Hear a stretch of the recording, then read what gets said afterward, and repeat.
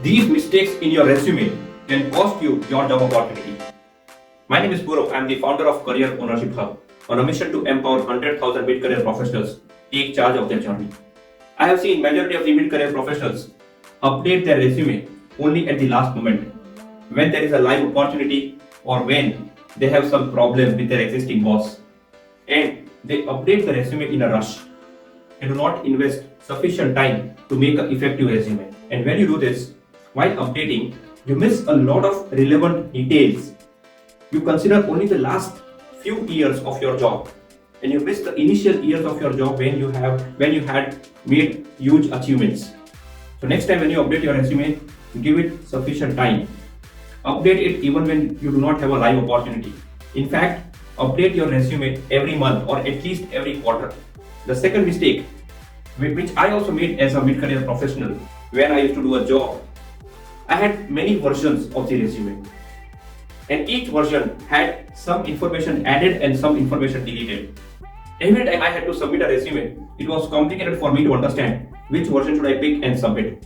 And at times, when I got an interview call, I was also confused which version have I submitted. So avoid having multiple versions of resume.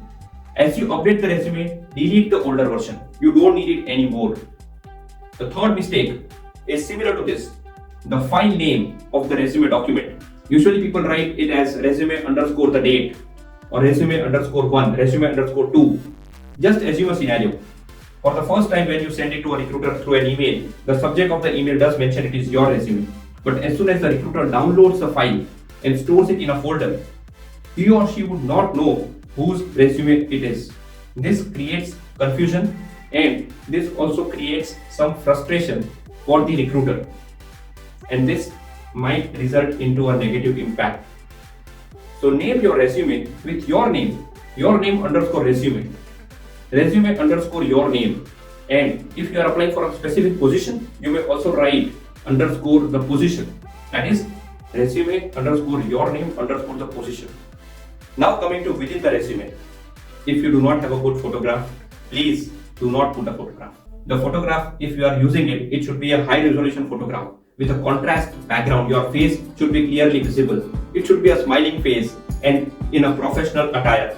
Unless you have such a photograph, no need to you put the photograph in the resume. The next point and a very important aspect of your entire resume is the content. After 10 years of experience, you might end up creating a resume which is 3-page long. And I'm completely fine with it. It could be longer. But you know what? The first page of your resume is the most important. And a few things which you should take care of, or a few details that you can simply delete from the first page, is your detailed address. You should not mention your house number, the block number, the name of the apartment, the locality. Just mention the city from where you belong to. This reduces some content. The second point, which we all are programmed to mention, is a detailed list of roles and responsibility of your current role. 10 bullet points, your designation, and then 10 bullet points. Please try to understand. The resume is not about what you are doing. The resume is about how can you help your new organization? How can you contribute? And for that, what are the things that you are doing in your current role or even in the previous roles? If you put more information, it is only diverting the attention of the reader. So please be smart and mention only the relevant details on the first page of the resume. And then is the contact details. People mention 2 phone numbers, 2 mobile numbers. I know you are using 2 mobile numbers, but why to confuse the recruiter? Mention only 1 mobile number in the resume. And to this, many of my mentees also say, Purav, sometimes one of the number is not in network, sometimes the other is not in the network. This is one of the most immature arguments that I get. You know what? If your resume is actually very good and if you are fitting the role, the recruiter will reach out to you. Just because your phone is not in the network, you will not miss the opportunity. So don't worry about that. And the next is your email ID. Please mention the correct email ID. And also, if you do not have a professional email ID, create one professional email ID with your first name and your last name. Do not use the email ID that you have created during your college times with your nickname or with your entire birth date written in it.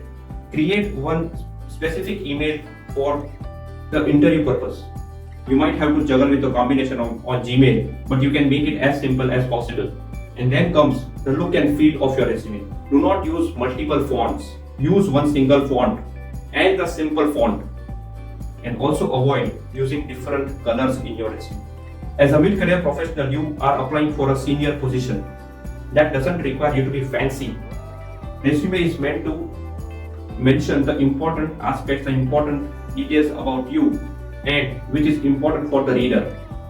The biggest mistake that people do is when they use different colors, they might end up highlighting the information which is not relevant, which the reader is not looking for. But when the color changes, your attention is also distracted, and the recruiter might end up reading the information that is not relevant for them.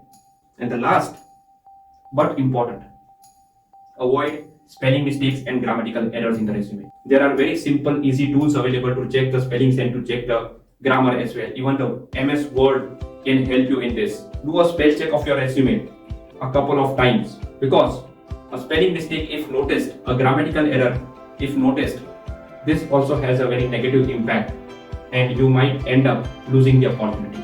So these are a few basic things that you should take care when you are creating your resume. I hope I was able to add some value with this video. If you really like this, subscribe to my channel, press the like button, and also leave a comment.